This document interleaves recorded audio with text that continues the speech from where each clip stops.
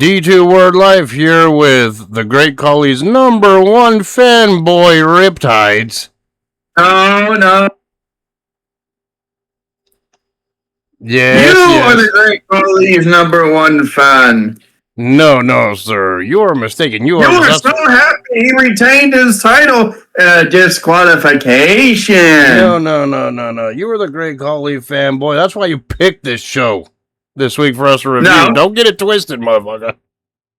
No, this was the first encounter of Cena versus Randy. This is why. No. You didn't pick it for that. No, you picked it for the Great Collie's world title match against Batista. Because you're the Collie fanboy. I absolutely forgot. No, I absolutely forgot that they had their second encounter for the title at SummerSlam. No. That's why you picked it, because you wanted to torch me with a Great Khali freaking match. That's what you wanted. No. Maybe. Quit lying to the people. Yes, no, maybe so. Yeah, because you like to see me get tortured, and well, for next week, be very afraid, but I ain't gonna reveal that this episode. That'll be at the end of Night 2's review of SummerSlam this weekend, at time recording, but for this review, we are reviewing SummerSlam 2007, which was your pick, by the way, as we know. How come all the 2007 shows have been your pick so far? I just realized that. But anyway, that's beside the point. Anyway, this event took place. That's because I remember some good matches and some extremely cringe. No disclaimer. We are going to get into this review, but disclaimer: if you as a viewer hear any what sounds like wind in my background, I got my AC on, and no, I'm not turning off. It's near 100 degrees where we're at right now. Screw the summer, am I right? That's only if it's a good time to take a walk. What? It's a good time to take a walk. Yes, I know. You did that a couple weeks ago, and you said you regretted it. You ended up looking like a burnt freaking goddamn Barbie doll. No, I wasn't burnt. Well, you said it felt like... Just dehydrated, not burnt. Yeah, you said you felt like you were burnt, and you were like, hey, has anyone been outside yet? It's like hell out here, right? Yeah, because it was my dumbass that went in at 100-degree weather at 2:30 in the afternoon. Yeah, no, I ain't freaking wild for shit. Especially when it's like the hottest part of the day when the sun's going down. And then my dumbass walked from the Valero by my house from 14th Street all the way down the freaking freeway to 18th Street and then walked straight up. Yeah, and whose dumb idea was that? Yours? Wearing black. Yeah, even doubly so. No, I wouldn't freaking call you a dumbass so bad if you weren't wearing black dark clothes. If you're wearing like white or light colored clothes, fine. Still would have been hot though, but not as hot. No, I was all in black shorts, black shirt, black socks. And it was about halfway through you realized this was a gigantic mistake. No. But anyway. No, my thought was halfway through, I should do more walks. Like that. What are you trying to say, by the way? I think that I need to do more walks. I think you weren't really aiming at yourself. You're aiming at me. But anyway, that's beside the point. That's another discussion for another day. Off of YouTube. But anyway, SummerSlam 2007. Let's get back on track. Took place on August 26, 2007, in East Rutherford, New Jersey, at the Continental Airlines Arena with an attendance of 17,441. The commentators for this event was Jim Ross, Jerry Lawler, JBL, your boy Michael Cole. Nope, your boy Michael Cole. No, it was your boy Michael Cole. Also, your boy Jonathan Coachman. Hell no. Yes. And of course, the last two commentators here were Taz and Joey Styles. And this was a tri-branded pay-per-view, obviously back when brand split still meant something.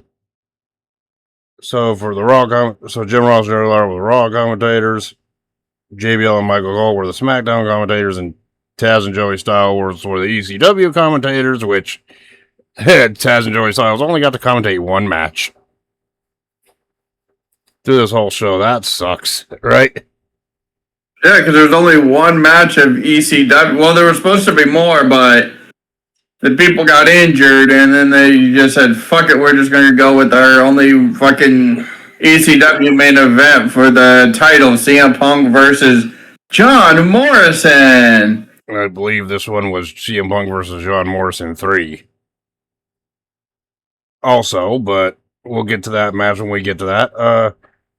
Yeah, because we already watched Vengeance. Yeah, the first Night of Champions. The first encounter was at Vengeance. Their second encounter was at the Great American Bash, and their third encounter was at SummerSlam here.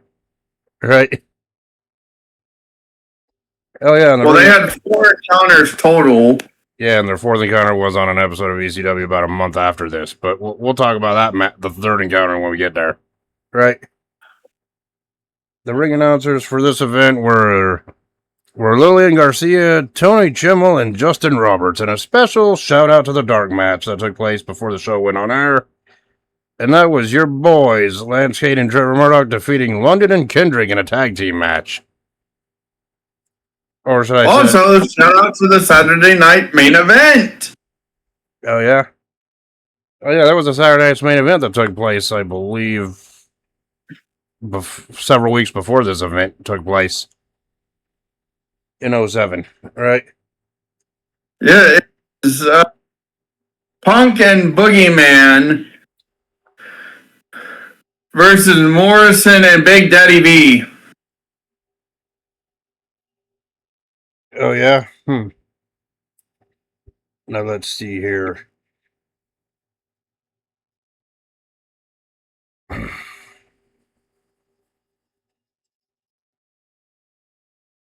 Now, let's see here. If I remember correctly, I know there was a Saturday night's main event that took place in 2007, right before this event happened. Let me look at the results for that real quick so I can give that event a shot. Yeah, it was CM Punk and Boogeyman versus Morrison and Big Daddy V. Yeah. So, the Saturday night's main event that took place before this event took place literally a week earlier on August 13th, 2007, but it aired on August 18th, 2007, about a week before this event. Right? The results were Batista and Kane defeating Finlay and the Great Khali in a tag match. John Cena defeating Carlito by submission in a singles match. Oh yeah, remember this? It was Evander Holyfield and Matt Hardy in that boxing match that went to a no contest. Yes. Evander Holyfield was MVP's replacement for that one. Right? Yes. And of course, CM Punk and the Boogeyman defeated John Morrison and Big Daddy V in a tag match. Which we all know Big Daddy V was your favorite. And Punk won with the surprise roll-up. Yep. The most devastating move in wrestling. Mm-hmm.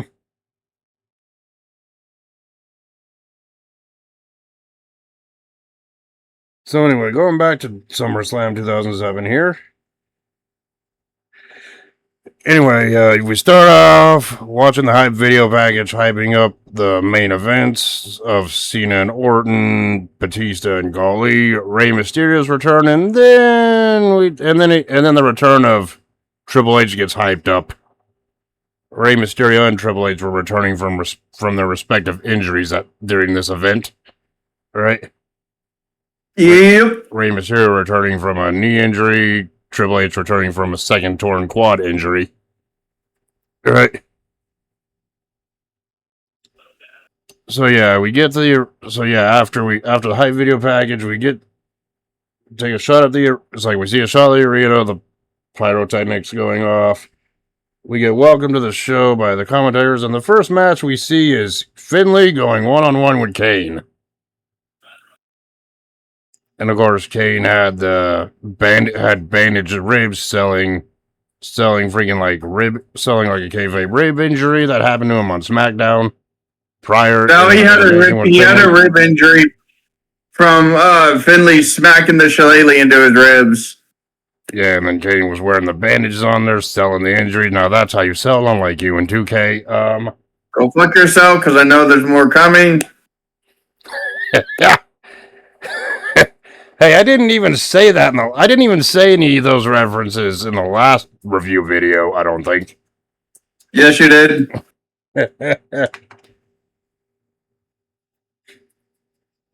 Now, this match started off just fine with, Kane freaking dominating Finley for the first like couple minutes of it, showing his power off, but Finley started working on Kane's ribs right throughout the match, right? Yeah.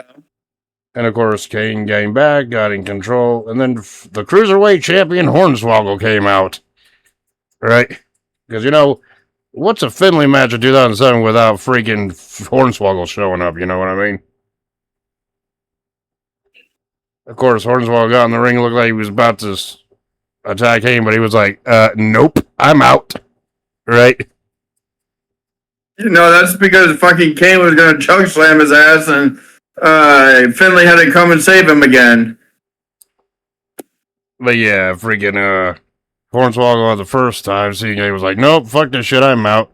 Literally ran out of his jacket that freaking Finley was still holding on to. Went on the outside ring, then Kane got control over Finley. Went onto the outside and looked like he was going to choke slam freaking, Hornswoggle, only for freaking Finley to nail Kane with the shillelagh in the ribs. Which got him a 2 count, right? This was after. That was after Hornswoggle was going to get choke slammed. Yeah. Because he went to go. Because after Finley was trying to take off, after he was going to get choke slammed, Finley was taking off his jacket, and then he freaking ran out. He's like, "Fuck this." Finley went to go check on him, and freaking Kane went to go grab Finley, and then Finley hit him with the shillelagh.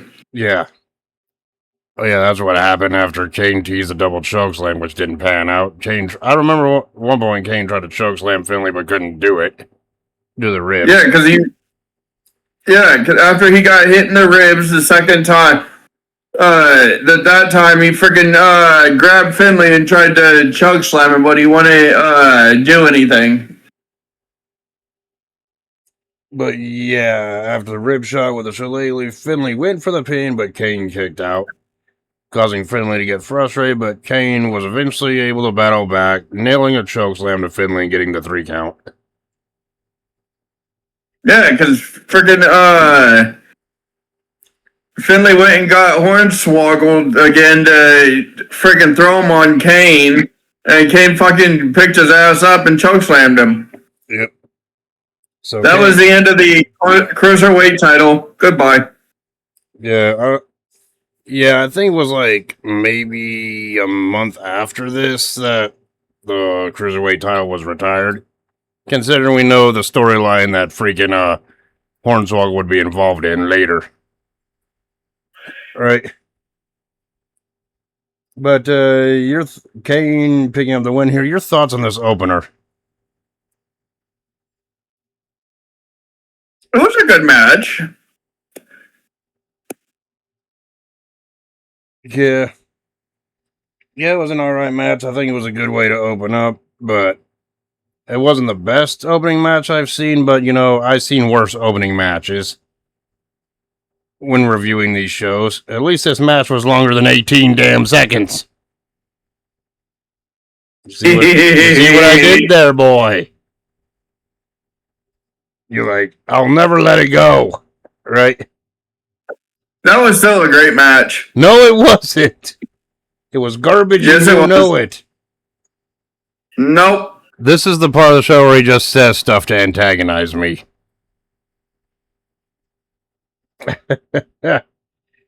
Anyway. Anyway, we see, next thing we see Vince McMahon in the back going into, like, there's, like, a little, like, party room that has, like, the general managers in there. Talking about his, and they were talking about the angle about his illegitimate child. No, he was literally saying, "Oh, this is a sausage party. Where's the women at? This is 4 dudes in one room." Oh yeah, more on that later. But there is 2 other awkward segments in there that we need to talk about, right? Later on, right? Armando Alejandro Estrada, Vincent Kennedy McMahon, William Regal, Jonathan Coachman. well, Commissioner Regal, and Jonathan Coachman was in there too. Jonathan Coachman. All your boys, by the way. Yeah, and there was a little awkward before we cut into the next one. I think, if I remember right, there was an awkward freaking line between a little awkward interaction between Jonathan Coachman and Vince McMahon about the illegitimate child situation story that they were doing, and let's just say Vince said some shit that probably would not fly today on television or anywhere. Yes, and then we had the Booker T segment. Yeah, we had kind of like that, but not as bad, but still messed up to say, right? Yeah. And I'm not gonna repeat what he said here, but yeah, either way, just know it's not as bad as the Booker T John Cena backstage segment that Vince was a part of, but still messed up, noteworthy, right? Yep. Anyway, next we go to the Intercontinental Championship match, triple threat. It was Intercontinental Champion Umaga. Umaga. Well, William Regal calls him Umanga. And he was defending the Intercontinental title against Carlito and Mr. Kennedy. Kennedy in a triple threat match. Mr. Anderson.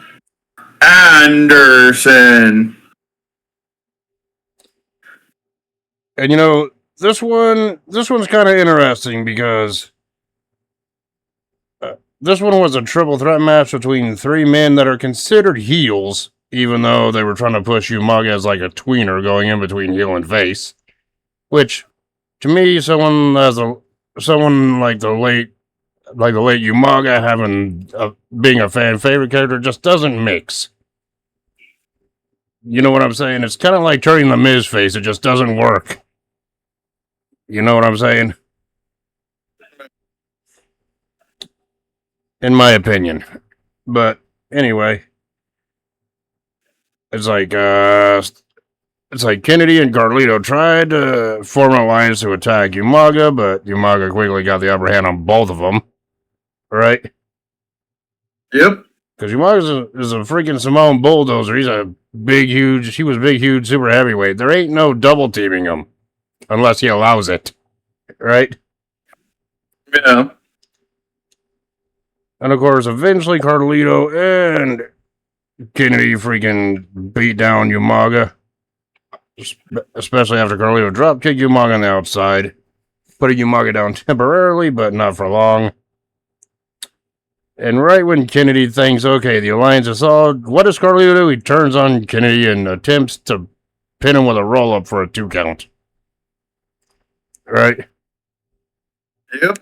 And of course, shortly later, Umaga came out, took out both freaking Carlito and Kennedy, and Umaga performed the Samoan spike on Kennedy, while Carlito was on the outside of the ring after a good back and forth between all 3.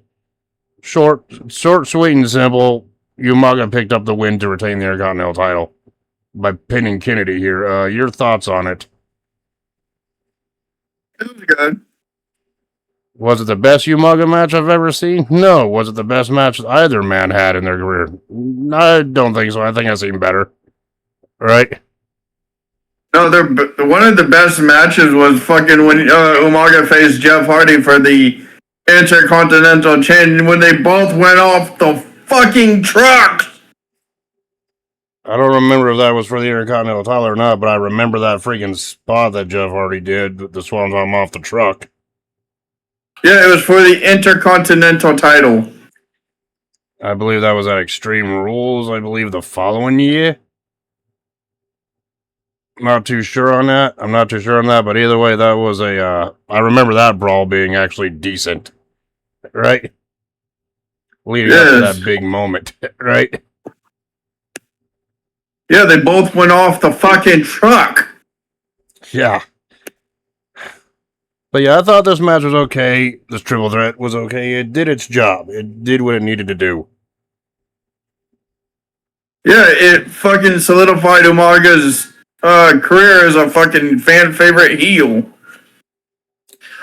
And of course, the Umaga, and if those are wondering if I remember correctly, the next night on Raw, the Umaga face turn didn't go so well, so it was squashed with him turning heel. Fully once again, where he would enter a feud with Triple H, heading into Unforgiven and No Mercy, and then during that time he would drop the Intercontinental title to Jeff Hardy, if I remember correctly. Right? Shortly after this event. But yeah, I still say the fact that they had Umaga win the Intercontinental title from Santino like 2 weeks after Vince is not a champion instead of just at that pay-per-view is a crime. Umaga dominated Santino, right? Yeah. I still stand by that saying, why didn't they just give him the title then if they were just going to give it to him anyway? You know what I mean? But whatever. Did we have a backstage Vince skit again, or did we just go into the next match? Right? Booker. Oh yeah, we had Booker T skit backstage, talking about he's going to be the only king of kings tonight, getting ready for his match with Triple H, right? Basically. Oh yeah, I found out what Triple H's thing is. You know the word that that comes up every time he comes out? Yeah. Yeah, it means bow down, dog. Oh, shit. But anyway. That's literally what it means. I looked it up. Yeah, anyway. After the little backstage segment with King Booker in the back talking about his match with Triple H. We go to the next match of the night, which was Chavo Guerrero versus returning Rey Mysterio, and this one had the backstory of Chavo Guerrero injuring Rey Mysterio the prior year in October. Rey Silver Sperm Mysterio! Thanks for ruining that, but okay. It was Chavo Guerrero, as we know, injured Rey Mysterio the previous October, injuring his knee, and Rey Mysterio was out for 10 months. And in that time, within the last month, when it was announced Rey Mysterio was returning, Chavo Guerrero was mocking Rey Mysterio, dressing like Mysterio, putting Rey Mysterio's mask on his opponents to beat the hell out of them even more. Chavo Guerrero saying he's the reason why Rey Mysterio was on the shelf for so long. And that was in the storyline. In reality, Rey Mysterio actually needed knee surgery anyway. All right. And he was going to go through knee surgery anyways. It just aggravated it where he had to go through it sooner. I mean, how many freaking surgeries on his left knee did Rey Mysterio say he had? 5 of them at least, maybe more. Right? But I think he had more than 5. It's amazing that he can still walk around and actually compete today, but knowing how many knee injuries he had in his career. Not saying that that's a bad thing, I'm just saying it's amazing, right? No. But anyway, Chavo Guerrero came out first to a standing bovation from the crowd, who could care less about Chavo, right? No. And then, after Chavo's entrance done, there was like a moment of silence, everyone just anticipating Rey Mysterio's return, right? Yep. Yeah, and then Rey Mysterio's music hit, the pyro went off, and what did we see? We see Rey Command Mysterio. I mean, Silver Surfer. Who thought spray painting silver fucking spray paint all over Rey Mysterio was a good idea? That wasn't. They could have just given him like a freaking like Silver Surfer top, sleeveless top with his like logo on it. Everyone could know. Everyone would have known who he was cosplaying as, but no, they had to do the paint, which looked weird as hell. Right? Yes. That's why you call him Ray Spurman. Is Rey Silver Spur Mysterio. It wasn't Michael Phelps' sperm, he was Silver Sperm. And yes, I know Silver Surfer was the was one of the popular movies at that time in theaters, but yeah, this just didn't look right at all for Rey Mysterio's return look. You know what I mean? Yes, it was also like they were trying to make him a conquistador. So he was going to be... I was going to do it regardless because I'm like, it's the Silver Conquistador! It's Silver Sperm Man. Oh, God, imagine... Okay, yeah, imagine if instead of the Silver Surfer, it was like the Yellow Surfer or something. You really would be saying that. Right? Oh, yes. Or if he was cosplaying as, like, I don't know, if the Power Rangers came out with a new movie back then and he came out as the Yellow Ranger like that, I know for a fact what you'd be saying in this review. Once again, right? Yes. But anyway, Mysterio got the advantage over Chavo early with an arm drag and a plancha onto the outside, but shortly afterwards, Chavo got the advantage over Mysterio, working on the knee once again. Right, but Rey Mysterio responded kindly into doing the same thing to freaking Chavo when Chavo was up in the Tree of Woe later on in the matchup, trying to get revenge by attacking the knee. Right? Yeah. Hey, come about's fair play. I guess you get what you reap what you sow. Apparently, right?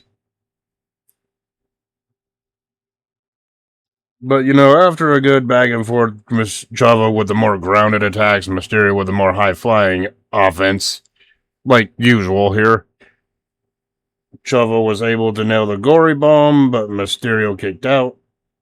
Mysterio then got the advantage, went for a cross body, but Chavo got out of the way and he missed it, right? And at this point, the freaking paint had chipped off of Mysterio's body most of the time, making it even look more weird, right? Yep. But then Chavo or Rey went for the 619. Chavo reversed. Chavo got out of the way, but he couldn't avoid a second attempt at it. Rey was able to hit the 619 plus a springboard splash to get the friggin' pinfall win over Chavo. Your thoughts on this?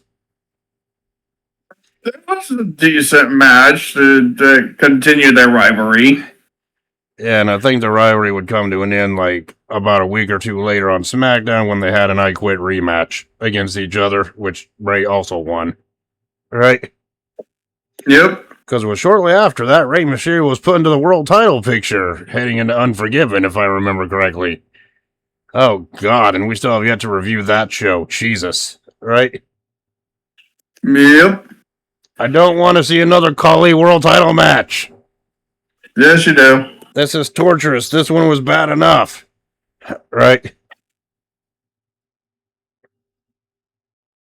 Oh, yeah, and wasn't it here after the match that we had that awkward backstage segment where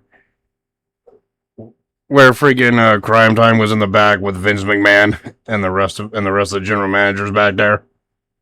Yes, freaking Crime Time came out. So, speaking of we couldn't be your illegitimate shit. They're like, see?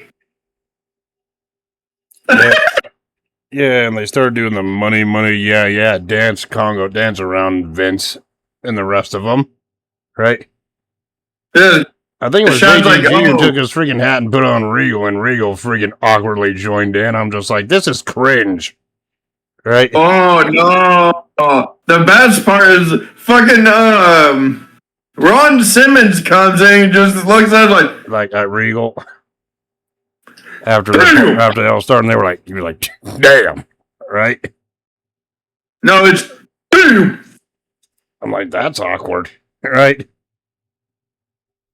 It is. Yeah, and then we go to the freaking interpromotional 12 Divas Battle Royal, where the winner would get a future WWE Women's Championship match, otherwise known as being the number one contender. The participants. We had the Raw Divas, which was Mickey James. No, we had Melina. Beth Phoenix. Julian Hall, your girl. And Maria. And we had... then we had Extreme Expose, Kelly, Lita, and Brooke. And then from ECW, and then from SmackDown, we had Michelle McCool, Tori Wilson, Crystal, and Victoria. Yes. What can I say? This was like your standard freaking like Divas Battle Royal at the time. They didn't even need to be thrown over the top rope to get eliminated. It was just action all over the place. All right? Yep. Like your typical Battle Royal where pretty much there really weren't no big spots going on except for an elimination. Right? Yep. It's like Brooke got eliminated first, shortly afterwards, then Hall eliminated Maria, Layla throwing out Melina. It was just chaos like that. That's pretty much all it is. Right? Yep. Yeah, then Melina was shockingly eliminated by McCool and Wilson. Right? After a few more eliminations. Right? But freaking the final three was Beth Phoenix, Michelle McCool, and Tori Wilson, right? Yep. And despite their alliance, freaking Phoenix was able to eliminate Wilson, and shortly afterwards, Michelle McCool got eliminated, giving Beth Phoenix the win. And this was the start of the rivalry between Phoenix and women's champion Candice Michelle at the time. Your thoughts on this? It was decent for what it was. Now, normally I would say the old Diva segment here was probably the weakest match of the night, but yeah, this Battle Royal might as well look like a 5-star classic compared to another match that we're going to be talking about a little later. Right? Yep. And freaking Beth Phoenix, I believe, would go on to challenge for the women's title at Unforgiven the following month, along with a rematch at No Mercy. So, yeah, right? Oh, yeah, but shortly after the Divas Battle Royal ended... Oh, yeah, by the way, we forgot to mention this. Matt Hardy, MVP did challenge Matt Hardy to a beer drinking contest. And Vince McMahon approved it. That was shortly after this event is after that Battle Royal, because we had a backstage saying MVP saying, "Oh, I'm gonna make a challenge." And he's saying, "Oh yeah, I was poor before I was rich, and I have to admit, I used to crack open a 40. I used to drink beer." Yep. And he's like, "Oh, Teddy, you better have Matt ready, because he's coming on out for this." And Matt Hardy's like, "Oh yeah, you were right. I am a common man, but you're." Oh yeah, remember that when we're supposed to have that match a week ago? The boxing match. For the and you put Evander Holyfield as your backup. Yeah, I have my own replacement. And Hardy leaves, and who comes? Stone Cold Steve Austin. Yeah, you don't want to have a beer drinking match with old Steve there. Yeah, and there was no... Yeah, Austin came out as Matt Hardy's replacement. This was supposed to be a beer drinking contest, though the contest never really got started because as soon as it was about to start, Austin just said, "Oh, to hell with this," and delivered a stunner to MVP to end the segment. Oh, because it was funny because the goal is like, oh, here's here's 5 beer, put 4 on the ground, here's your friend, then he just took the fucking cooler, he's like, these are mine now. Yep. He's like, these aren't no MVP beers, these are now Stone Cold beers. Yep. And that's how the segment ended, with MVP flat on his ass after a freaking stunner. All right. Yep. This wasn't really a contest or a match, but your thoughts on this segment as a whole? Bet you were laughing. Yeah, I bet you were laughing at it, yeah. That was okay. What was it? It was a good segment. Yeah. It was nice to see Stone Cold there again. Yep. 4 years after he was retired.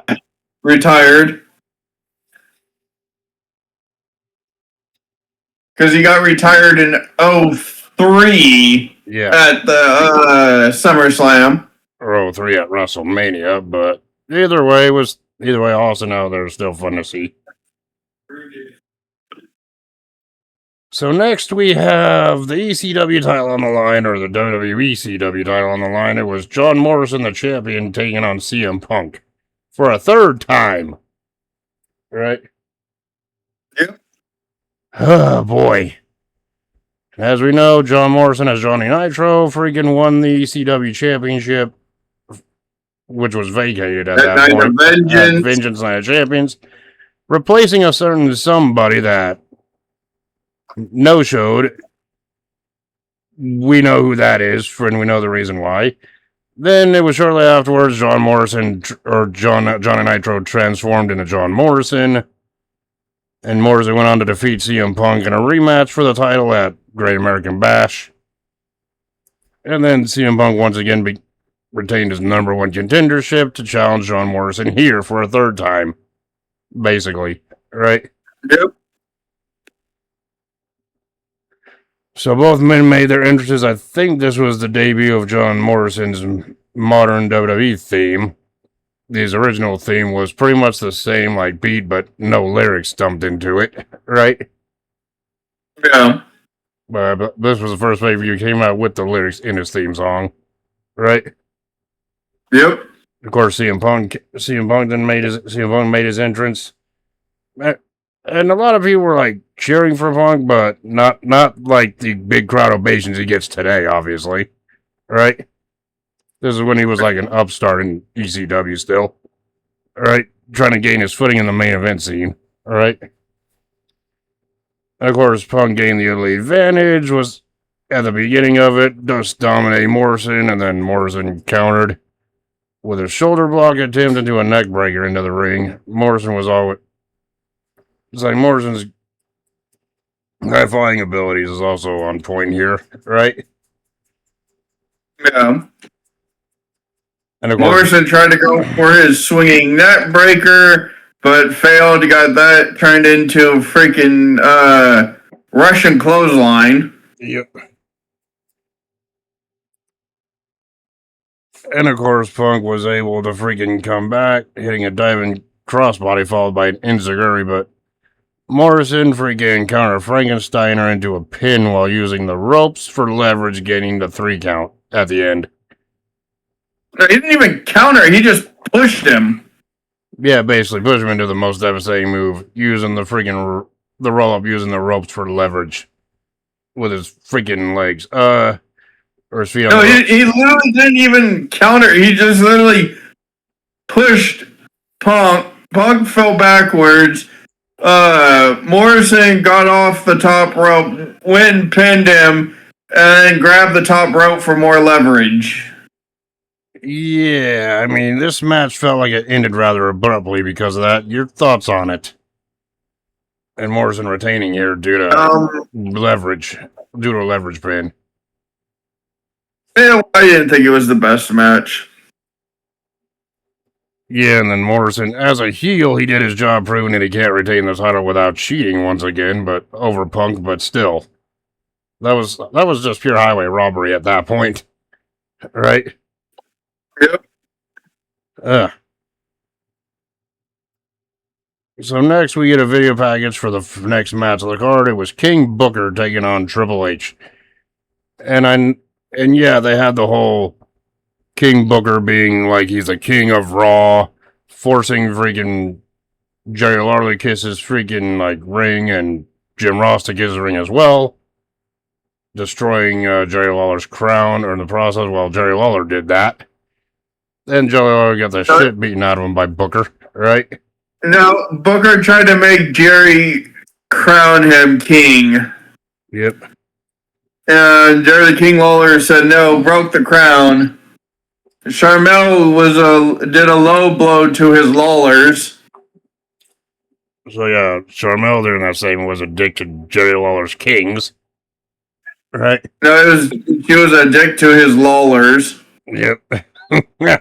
Then the next night, the next week,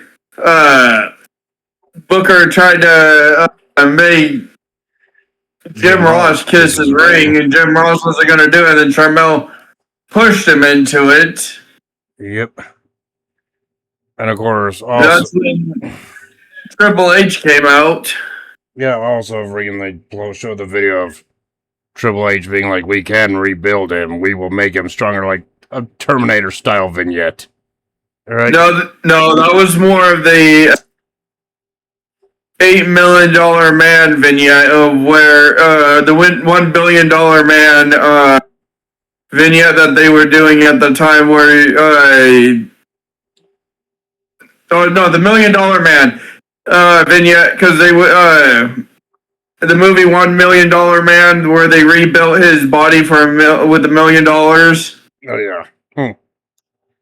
Tell me, what am I fucking thinking of? Yeah, the people in the comments are gonna tear me to shreds hearing that.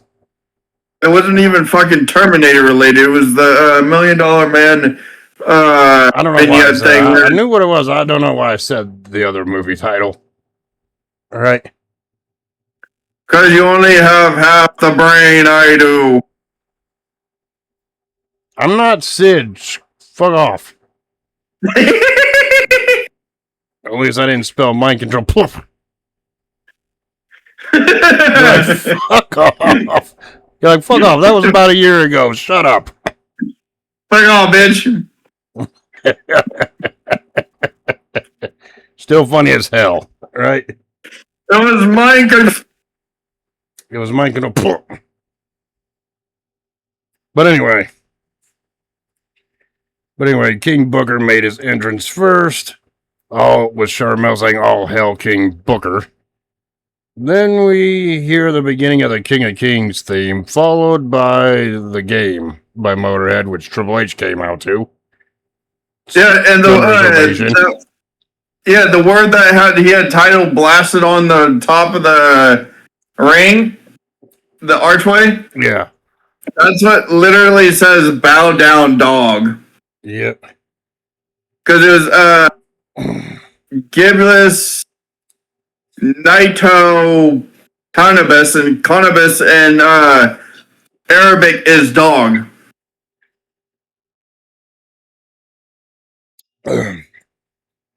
Triple H came back. Triple H returned from his second quad injury. Thunderous ovation from the crowd. Right? Yeah, he miraculously came back from his fucking second quad injury. Most people don't even like come back from one quad injury, let alone two.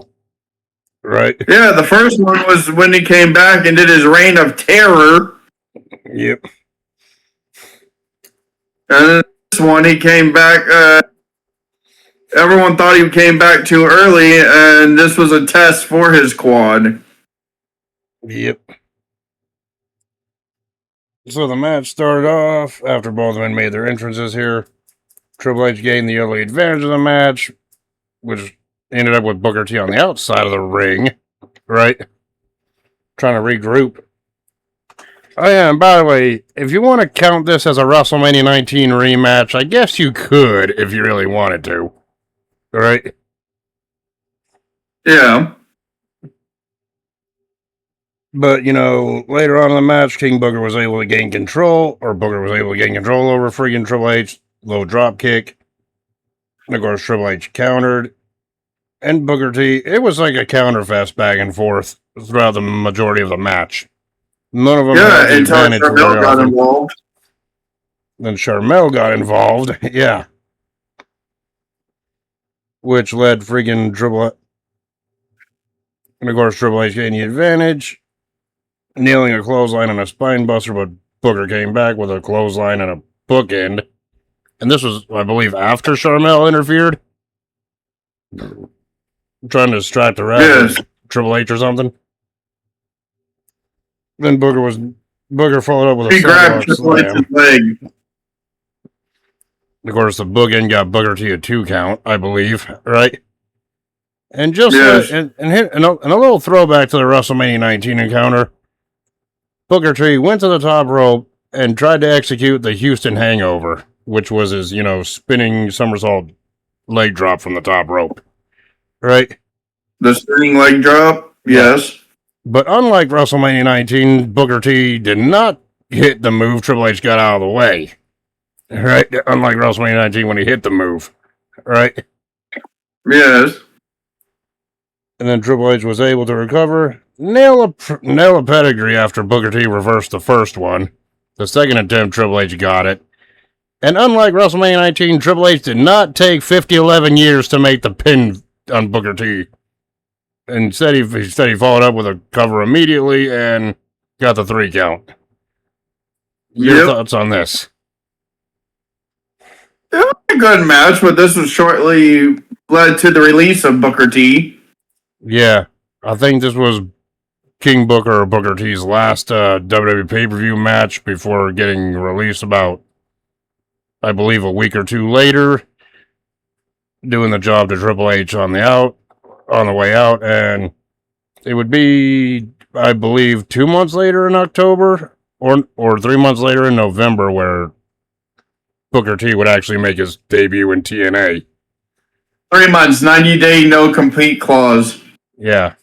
So Booker T made his TNA debut that November. In November of 2007, 3 months after this. But yeah, Yes. Your thoughts on this match as a whole? It was a good match. Yeah, and the right person won. Of course, Triple H wasn't going to freaking lose on his return, especially when it's against somebody who opted not to renew their contract. Right? Well, technically, Booker was supposed to win, but they decided at the last minute to change it. Yeah.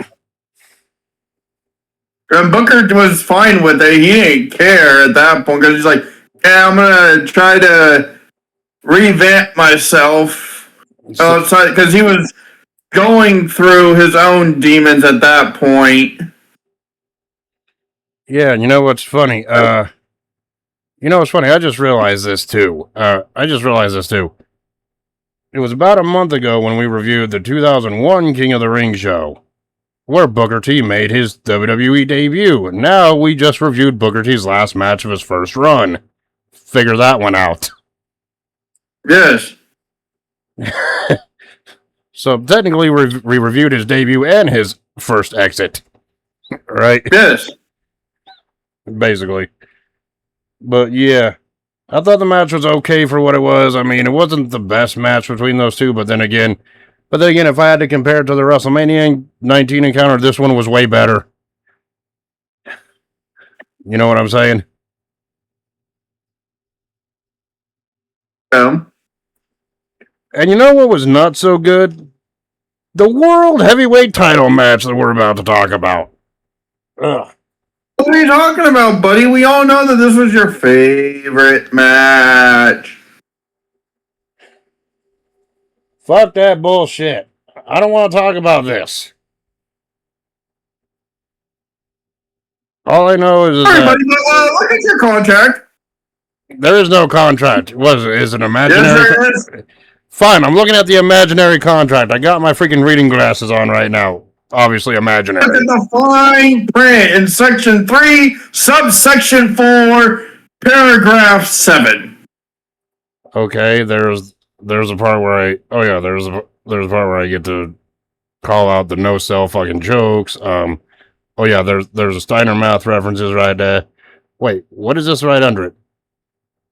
No matter what, we both have to talk about shit wrestling matches. Fuck me running. Right? You forgot about that little clause I put in there, buddy boy.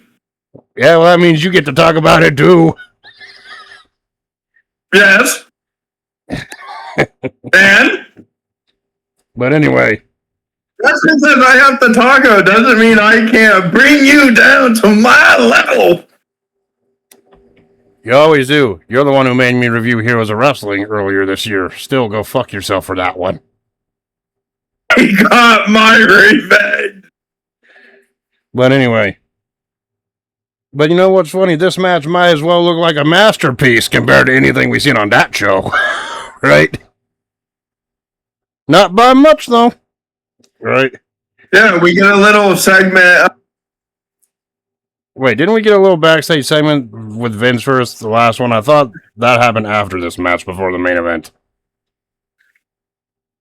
No, what I'm saying is that we had a little segment of where Greg Coley was having his celebration on SmackDown. Oh, yeah. And Batista comes out and ruins it and says, I challenge you for the title at SummerSlam. And Greg Coley's like, no. And Batista just fucking fucking just spine busts him. Which general manager Theodore Long made the match anyway. Right? Yes. And that segment happened about a week after Coley won it, and well, the first SmackDown after Great American Bash, leading into this show, right? Yeah, it was a week after he won it in that triple threat of Kane versus Batista versus the Great Khali. Yeah, Khali came in as a champion. He won the title a week prior in that Battle Royal after Edge vacated it, but that's beside the point. Either way, this Great Khali World title reign should have never happened to begin with. Oh no, we both know that you were happy that he had his own title run. No. Yes. And of course, it was during this feud where Great Khali started using the submission hold known as the vice grips. The vice grip submission hold, where he would apply pressure on his opponent's skull with both his hands. Right? The Khali vice grip. The Khali vice grip submission hold, right? Yeah. And Batista was getting revenge for his friends and his mentor. Because the Great Khali kept freaking squeezing even after the match against Ric Flair. Yeah. Which put Flair on the shelf for a couple months. And you know what? As much as I want to talk about a big freaking jacked, huge, strong freaking some bitch that looks similar to Brock Lesnar's build, taking on a fucking concrete brick wall that's immobile. I'll let you do the freaking review for this. You get to talk about this match and the highlights this time, buddy. Because I want nothing to do with this. Oh, you mean this quick 14-second match? Or 30-second match? It wasn't a 30-second match. There was more to it, but it felt... But even 2 minutes felt like an eternity. Yeah, Great Khali had the advantage. Fucking Batista. Hold on. Before you go into detail, let me look at this. This was about a near 7-minute match, and it felt like it was 7 hours. It didn't feel like 7 minutes. Yeah, the official time for this was 6 minutes and 51 seconds. Felt longer than that. It didn't even feel that long. I know, but felt longer. But anyway, you go ahead and you can talk about this. Fucking, because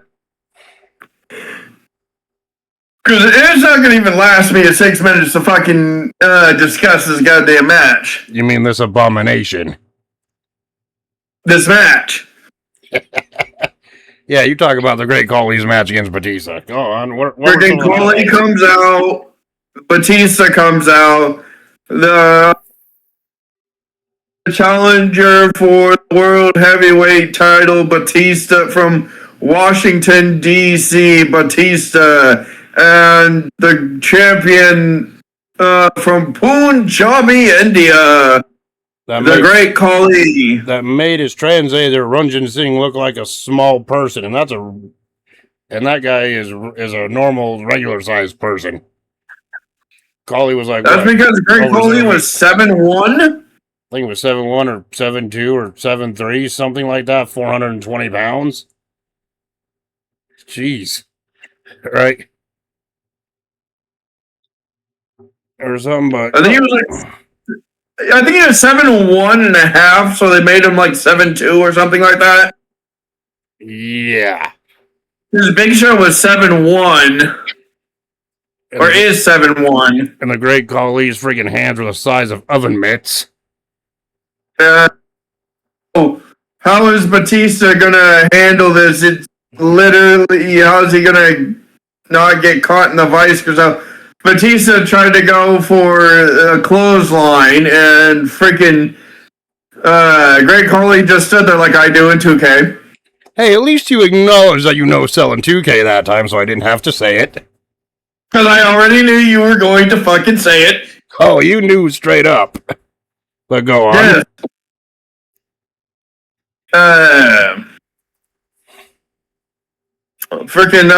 That didn't work, so Great Khali took advantage and started beating him down in the corner.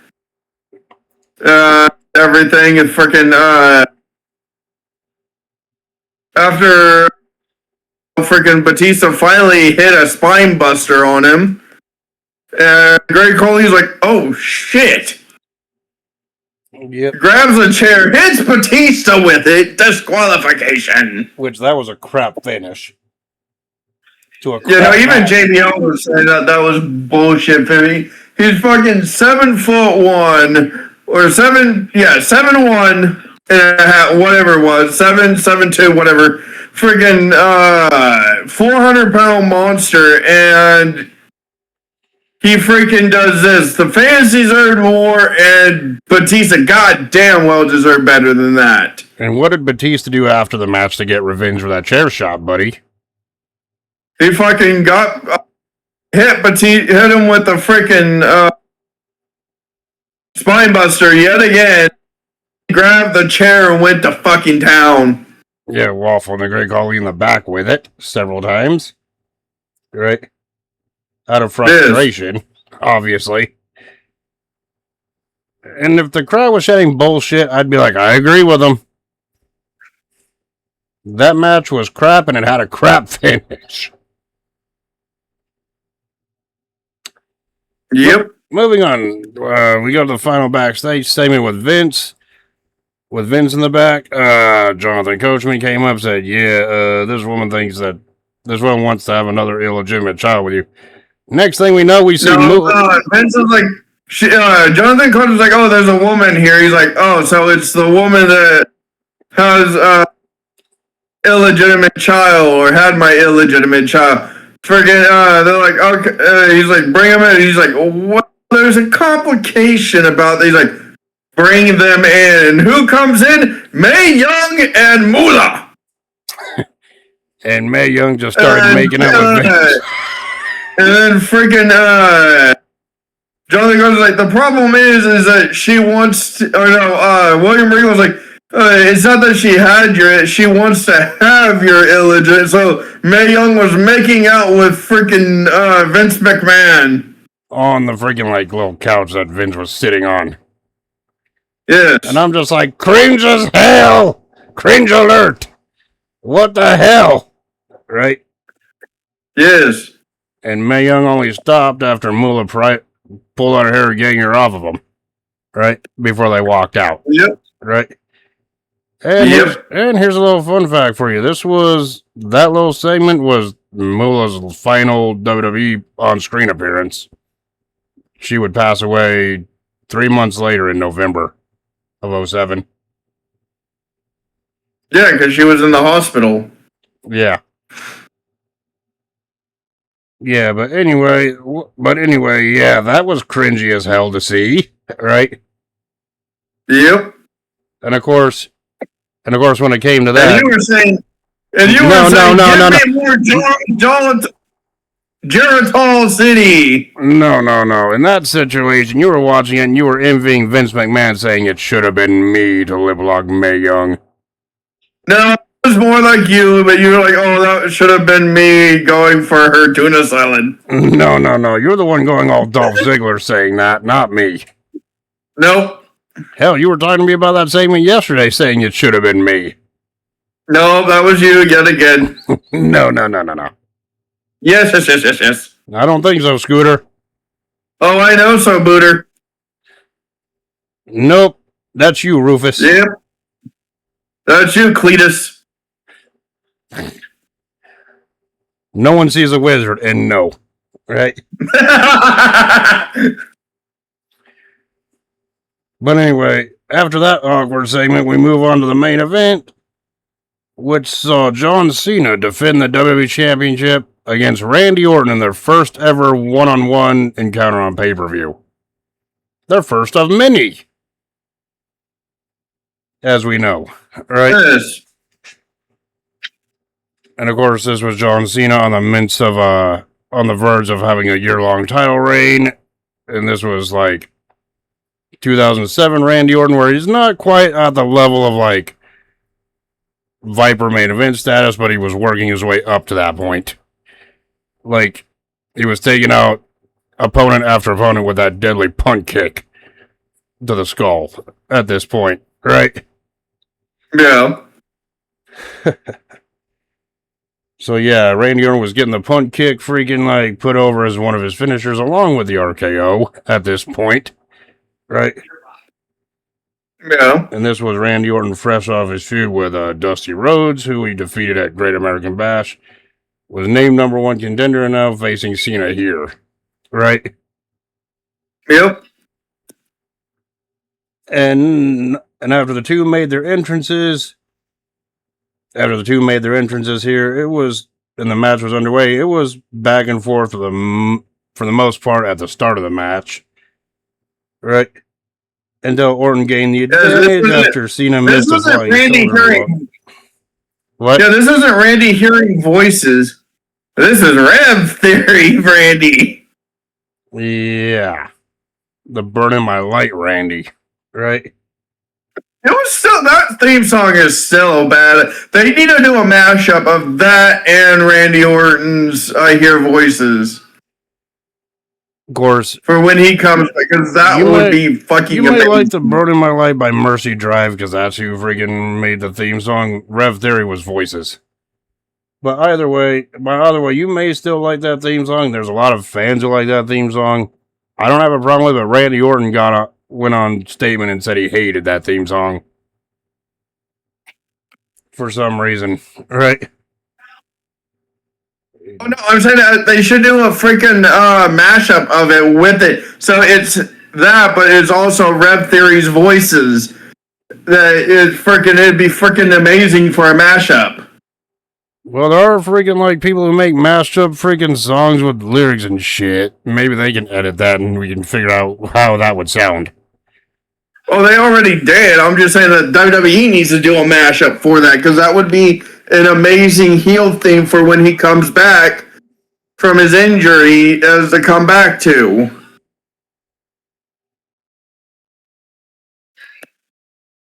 All you hear is first theme, and then it cuts, and then you hear voices. Yep. But anyway, Orton got the advantage early on after Cena missed a flying shoulder block on Orton. And Orton freaking applied the most devastating rest hold ever, the reverse chin lock this time. And that's what made into a backbreaker. And when I seen that, I'm just like, I'm like 5 out of 5 for me. Right? That's and then he did a Dragon Sleeper. Dragon Sleeper. Orton was bringing Cena in a bunch of rest holds, trying to get the advantage over Cena here, wearing him down for several minutes, including attacking Cena's leg too, weakening that body part up. Right? Yeah, and he was stomping on his legs, his hands, and his head. And of course, Cena battled back with a twisting belly to belly side slam and a 5-knuckle shuffle. However, freaking when Cena went for the FU on the Orton, because they were still calling it the FU then, it wouldn't be until a year later they called it the Attitude Adjustment. All right. Yeah, because it wouldn't be until a year later when WWE went PG. Cena went for the FU, but Orton was able to counter into a freaking into an inverted headlock backbreaker, right? Yeah.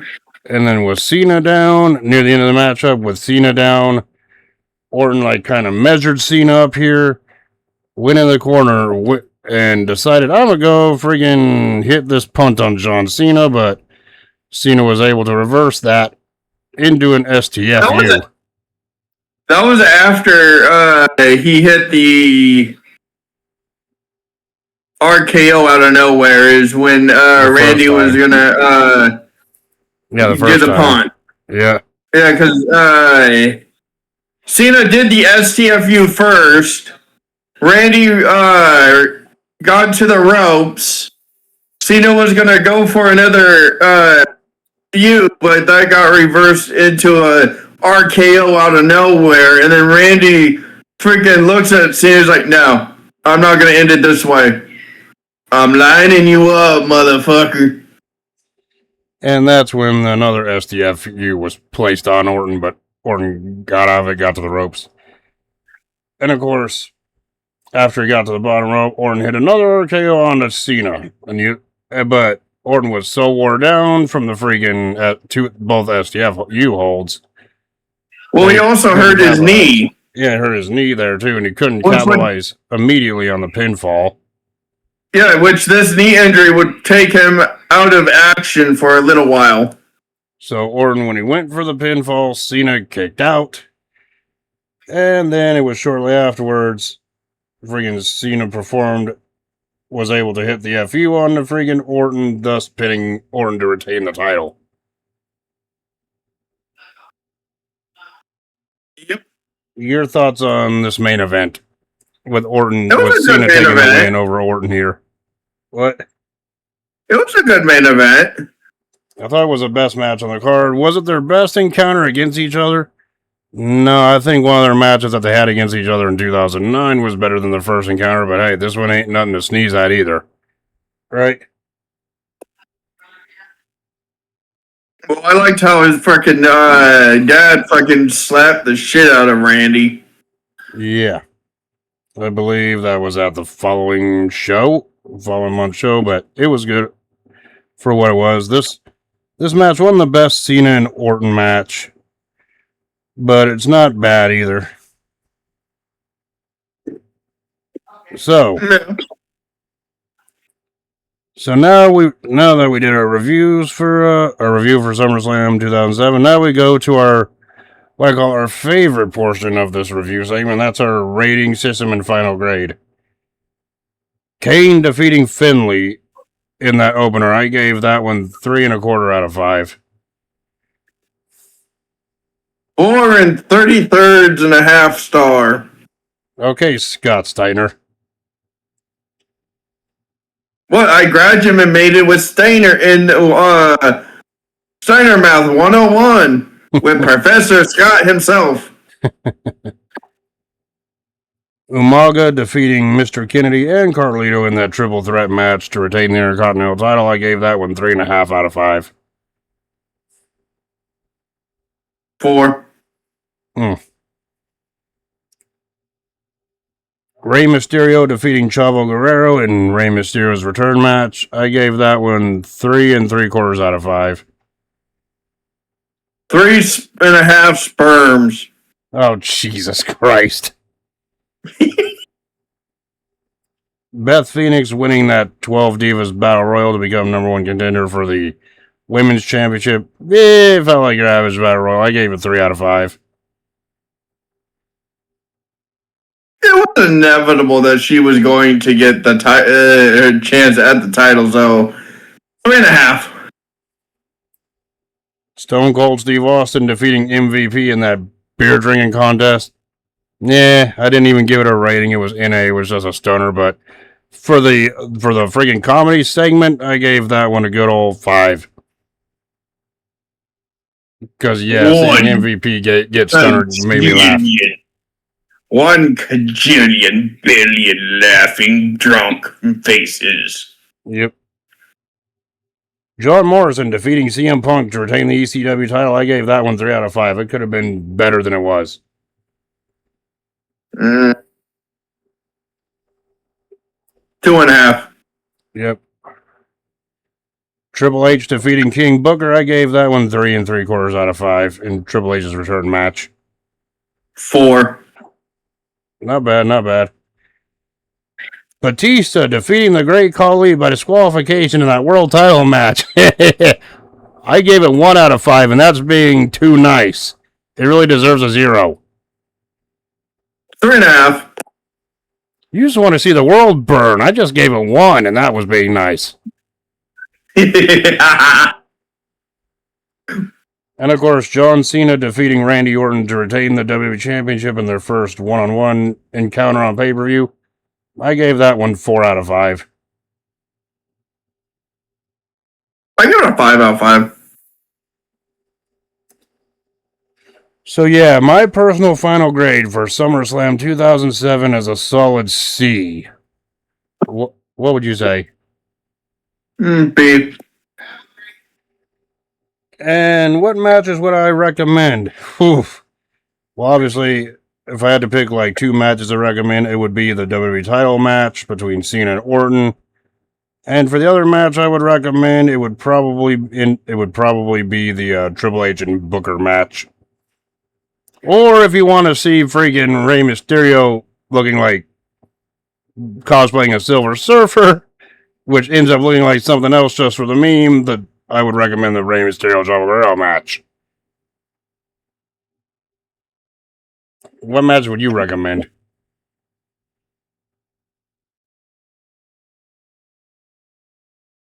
You're like, I'm having a hard time deciding that, right? I'd say the main event and the freaking Booker and Triple H. Yep. So yeah, anyway, that's our thoughts. Because even though Booker was supposed to, Triple H and Booker, yes, they did have different opinions on the ending. Booker wanted to win. Triple H, Triple H was all like, yeah, I can understand that, but Booker was also thinking, because he was going to leave anyways at that point, because he was going through shit in his real life, which was interfering with his wrestling. Yep. So he talked to Vince, and Vince was like, okay, we're going to change this to Triple H beating you. Is this fine with both of you? Mm-hmm. So Booker's like, yeah, it'll be good because it's also his return after freaking months of having freaking quad surgery. So yeah, now, usually this is the part of the review where we talk about, what the next classic pay-per-view will be for next week. But we got SummerSlam 2026 this weekend, right? That's because he doesn't want to let anyone know, because I probably already know what it is. I don't think you have a damn clue. So we got SummerSlam 2026 coming up this weekend, and we're going to be reviewing both nights of those shows. Right? Yeah. So, for those of you who made it as far, we're now going to speak our predictions for SummerSlam 2026, both nights. Starting with the Women's World Title match. Liv Morgan, the champion, defending against Io Sky. Who do you got? Who do you predict to win? Io. I say Io Sky not because I think freaking Liv Morgan's title reign is lackluster. She deserves to be champion. It's just there's no one to feud with except for Io Sky at this point. For her, you know what I mean? Yeah. Ever since WrestleMania, she hasn't even defended the title, and that's no fault of her own. Just top contenders were either gone or injured, as we know, right? Unless Raquel Rodriguez and freaking Roxanne turn on the Judgment Day, which I think that they're most likely going to do. Yeah. LA Knight, Solo Sikoa, and Royce Keys versus the Usos and Jacob Fatu in that 6-man tag. Your prediction? Night. So LA Knight, Solo Sikoa, and Royce Keys. I know that was my original pick, but honestly, I think something's up with Solo Sikoa. I think he may screw LA Knight's team. So I think the Bloodline could win this one, honestly. Not that I want that to happen, it's just predictable to me, looking at the story going into it. With Solo and the trust issues his team has against him. Or it could be Fatu turning on the Bloodline, because he could do that. That's a possibility too. I guess we'll just have to wait and find out what happens, if anything. Right? Well, he is the son of the Tonga kid. So you say LA Knight's team, I say the Bloodline, but either way, it should be fine, right? Yep. The Bella Twins and Paige versus Fatal Influence in that 6-woman tag match. I said the Bella Twins and Paige to win that. I said the Bellas and Paige to win that as well. Fuck it. Gunther versus Nick Aldis. And without even me asking you, I already know what your prediction is. You're going to say Nick Aldis because you hate Gunther that much. Magnus or Nick Aldis. I knew it. To me, this is a toss-up because I know what Nick Aldis did in TNA when he was in his prime, in his younger days. And we know what Gunther can do now. Well, I've also seen what he could do on the independent scene when he left TNA and went to the NWA, where he won the 10 pounds of gold. Yeah. It was called the National Treasure, Nick Aldis. Yeah, and yeah, this one was a toss-up for me, but if I had to predict a winner, I would say Gunther. But in all reality, I don't care who wins that match, right? Magnus! Yeah, and then we got the WWE Championship match, CM Punk versus Cody Rhodes, or Beavis versus Butthead. Who do you think will win that one? Punk. You say CM Punk? I think that one's going to be a really close battle for the Night 1 main event, but if I had to pick a winner, I would also say Punk to retain the title. Right? No, I think that's Night 2, because Night 1 would be Brock versus Oba. Well, I'm looking at the lineup right now, and it says Punk and Rhodes are at Night 1, along with Brock and Oba. And speaking of Brock and Oba, for the Hell in a Cell match for Night 1, who do you got? Brock Lesnar or Oba Femi? Brock. You say Brock. You say Brock? Jesus Christ.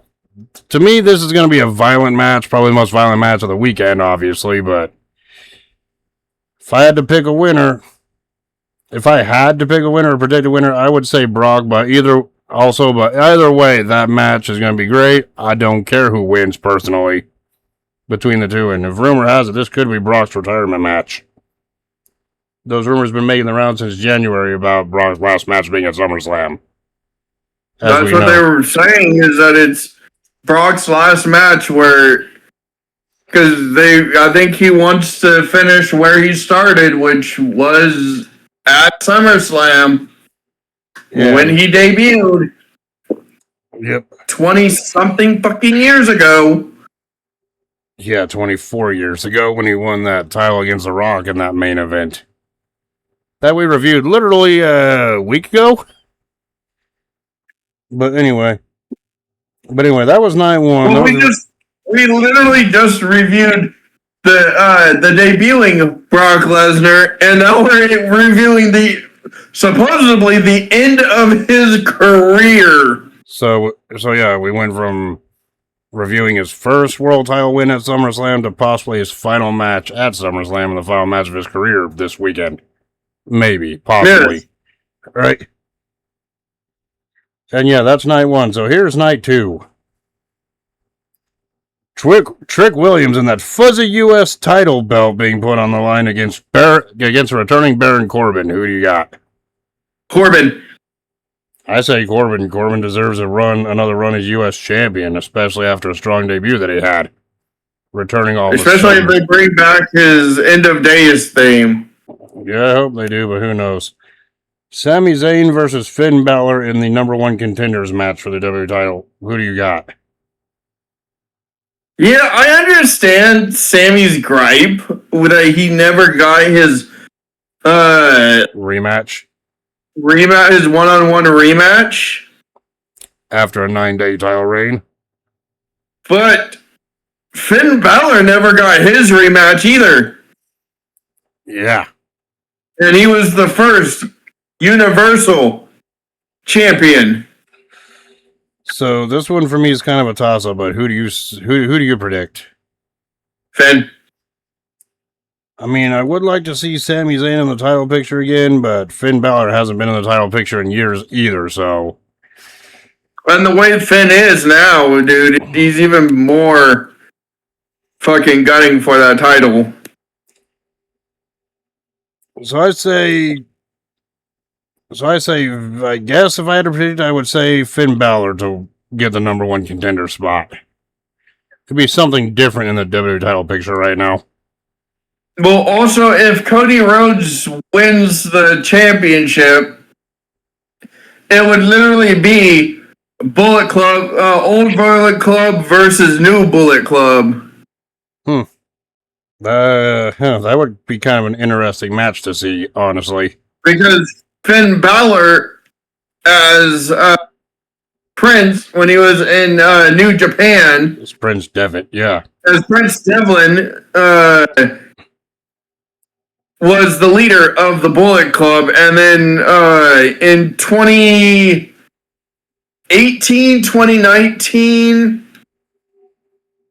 2017, Cody Rhodes was the leader of the Bullet Club because he took over for Kenny Omega. Yeah. Anyway, next on the list, Danhausen versus the Trash Can in the Human Money's on a Pole match, or should I say Dominic Mysterio? Danhausen. Yep. Why? Because Dominic is cursed. Right? Yes. And then we got Tiffany Stratton versus Jade Cargill versus Chelsea Green versus Charlotte Flair versus either Julia or Last Legend. One of those two are going to qualify on SmackDown tonight at time of recording to be added to the 5-way ladder match for the interim women's championship because the real one is being held by an injured Rhea Ripley. Who do you think is going to win that one?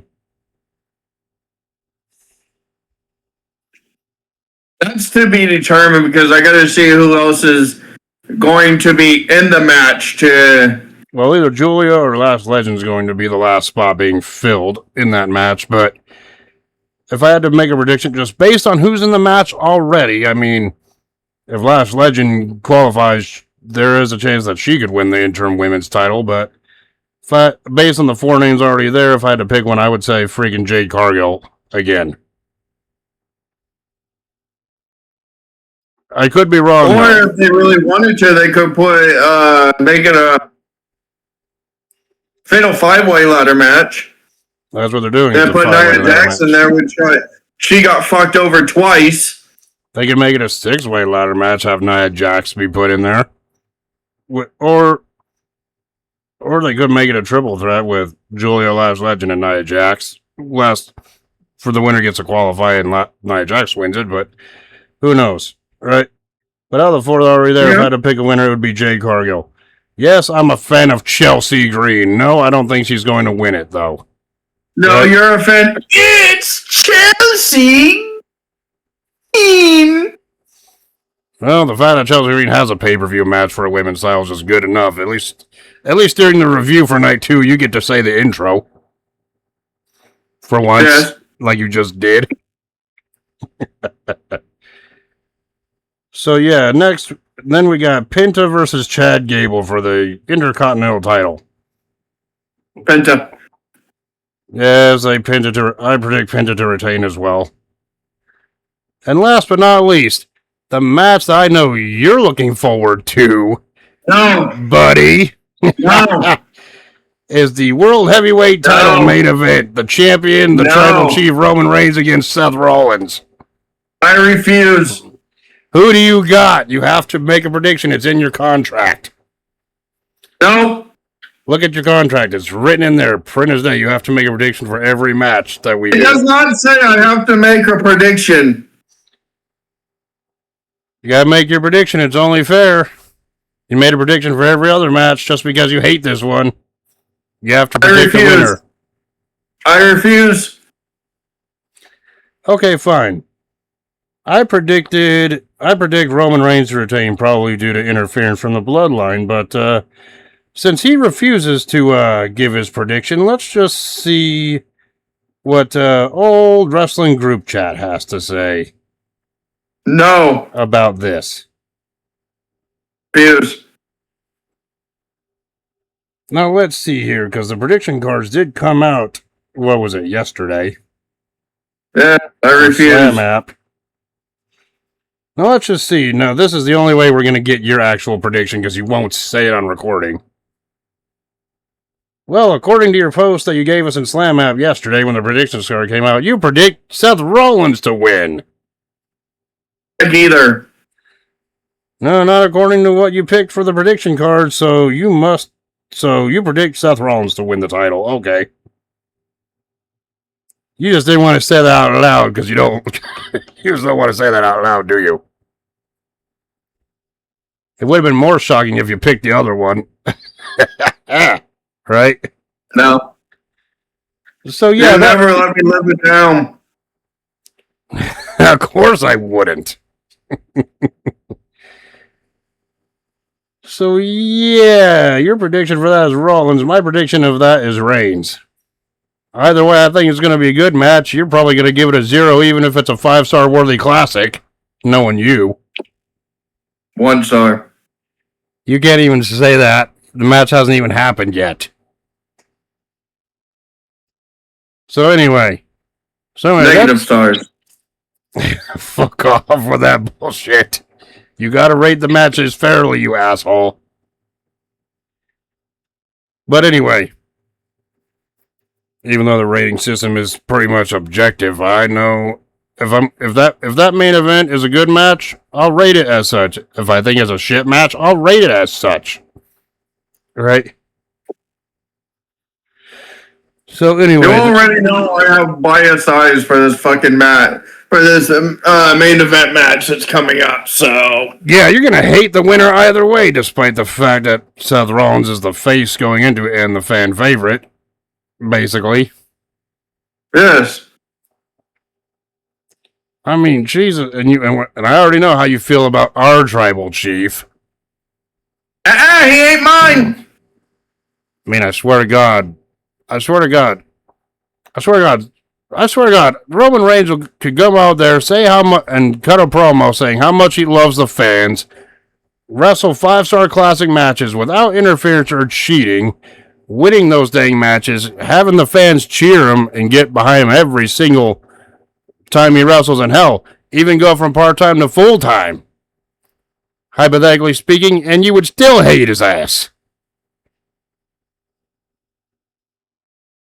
Most likely. I mean, hell, Roman Reigns could change his whole fighting style and wrestle like, say, Bret Hart in a technical style setting, and you'd still hate him. Probably. Roman Reigns could literally knock on your door right now and just give you $1 billion for free, and you'd still hate him. I'd take the money. Of course you would. You greedy fuck. I love how you answered, I'll take the money.